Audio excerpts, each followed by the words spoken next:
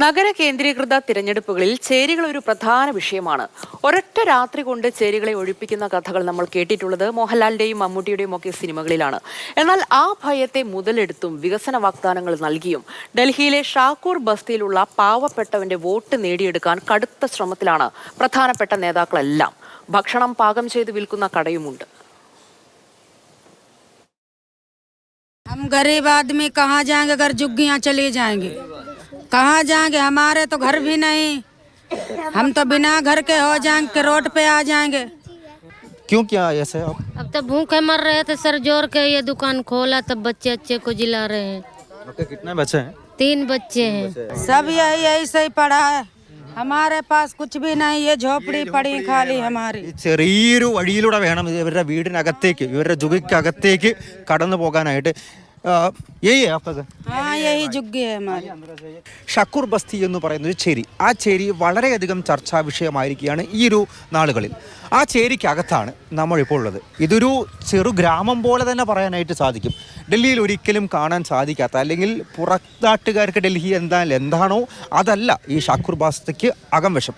ചേരിക്കകത്ത് വഴിയരികിലായുള്ള barber ഷോപ്പാണ്. തൊട്ടടുത്ത് ആഹാര സാധനങ്ങൾ വിൽക്കുന്ന വഴിയോര കട. ബീഹാറിൽ നിന്നും കുടിയേറി പാർത്തവർ ഉൾപ്പെടെയുള്ള ഹിന്ദിക്കാർക്ക് പ്രിയപ്പെട്ട ചെറുകടികൾ വിൽക്കുന്നു. ഇറച്ചിക്കട കാണാം. ഇവിടെയുള്ള പ്രത്യേകതയാണ് കോഴിയുടെ എല്ലും നമ്മൾക്കത്ര സുപരിചിതമല്ലാത്ത കാൽപാദങ്ങളും തൊലിയും വെവ്വേറെ വിൽക്കുന്നത്. ചേരിവാസികൾക്ക് വളരെ കുറഞ്ഞ വിലയ്ക്ക് ഇത് ലഭിക്കുന്നു. गरीब बंदे आते खाते यहाँ पर अपना प्यार मोहब्बत से रहते हैं, अपना खाते जाते हैं. सारे यहीं के लोग हैं, के बाहर के नहीं, यहीं के. ഭക്ഷണം പാകം ചെയ്ത് വിൽക്കുന്ന മറ്റൊരു കടയുമുണ്ട്. और क्या क्या है यहाँ पे? ये 2 आइटम. റൊട്ടിയും ലഭിക്കും, അതുപോലെ മീനും ചോറും. ഇതെല്ലാം 50 രൂപയ്ക്ക് വളരെ വില കുറഞ്ഞ് ലഭിക്കുമെന്നുള്ള കാര്യമാണ്. ഇവിടെ തന്നെ ഇരുന്ന് ചെറിയൊരു ഹോട്ടൽ സംവിധാനം പോലെയുണ്ട്. ഇവിടെയുള്ളവർക്ക് വരാം, വാങ്ങിക്കാം. 50 രൂപയ്ക്കുള്ള സാധനങ്ങളാണ്, എല്ലാം കഴിക്കാം. ആളുകളെല്ലാം തന്നെ ഇവിടെയുണ്ട്. BJP അധികാരത്തിൽ വന്നാൽ ഈ ചേരി പൊളിച്ചു കളയുമെന്നാണ് ആം ആദ്മി പാർട്ടി ആരോപിക്കുന്നത്. അതിനായി ഡൽഹിയിലെ ലഫ്റ്റനന്റ് ഗവർണർ അടക്കം കൂട്ടുനിൽക്കുന്നു എന്ന ആരോപണവുമുണ്ട്. വികസനവും പുനരധിവാസവും ചർച്ചയാക്കി പാർട്ടികൾ ചേരികളെ കേന്ദ്രീകരിക്കുമ്പോൾ ഇവിടുത്തെ ആളുകളുടെ യഥാർത്ഥ ജീവിതം കാണും. कुछ नहीं, यहाँ तो किसी चीज की सुविधा नहीं, न पानी की न बत्ती तो खैर लगी है, मगर पानी आने किसी चीज की यहाँ सुविधा नहीं. ഈ ചേരിയാണ്, ഇവിടുത്തെ കുടിലുകളാണ് ഷക്കൂർ ബസ്തിക്കാരുടെ ആകെയുള്ള ആശ്രയം. നമ്മളൊക്കെ കെട്ടുറപ്പുള്ള 4 ചുവരുകളുടെ സുരക്ഷിതത്വത്തിൽ കഴിയുമ്പോൾ ഇവർ കാറ്റിനെയും മഴയെയും മഞ്ഞിനെയും ബുൾഡോസറിനെയും ഭയന്നാണ് ജീവിക്കുന്നത്. വീടിനകത്തെ അവസ്ഥയാണ് ഇത്. കണ്ടു, ഒറ്റ മുറിയാണ്. ആ ഒറ്റ മുറിയിൽ തന്നെ ഇതാ കട്ടിലിട്ടിട്ടുണ്ട്. ഈ കട്ടിലിൽ ഇവർ കിടക്കണം. താഴെയും പായ വിരിച്ച് കിടക്കാം. ഭക്ഷണം കഴിക്കുന്നത് മുന്നിലുള്ള വശത്ത് തന്നെയാണ്.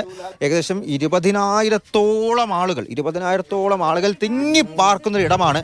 അതിൽ 8,000-ലധികം ആളുകൾക്ക് വോട്ടുണ്ട് എന്നുള്ളതാണ് മറ്റൊരു പ്രധാനപ്പെട്ട കാര്യം. ഡൽഹിയിൽ കുടിയൊഴിപ്പിക്കപ്പെട്ട അനേകം ചേരി നിവാസികളുണ്ട്. അവരുടെ പുനരധിവാസം ഉറപ്പാക്കണം. അധികാരികളുടെ ബുൾഡോസറുകൾ ബാക്കിയുള്ള ജുഗ്ഗികൾ ഇടിച്ചു പൊളിക്കാതെ കരുതണം. പാവപ്പെട്ടവന്റെ ആകെയുള്ള ആശ്രയം പണക്കാർക്ക് മറിച്ചു വിൽക്കാതെ കാക്കണം. വികസനം ഇങ്ങോട്ട് എത്തണം. വാഗ്ദാനങ്ങളിൽ മാത്രം അത് ഒതുങ്ങിപ്പോകരുത് എന്നുള്ള കാര്യമാണ് ഇവിടെയുള്ള നേർക്കാഴ്ചയിലൂടെ നമുക്കും പറയാനുള്ളത്. ഷക്കൂർ ബസ്തിയിൽ നിന്നും വൈശാഖ് ജയപാലിനോടൊപ്പം അർജുൻ പീതാംബരൻ, മാതൃഭൂമി ന്യൂസ്.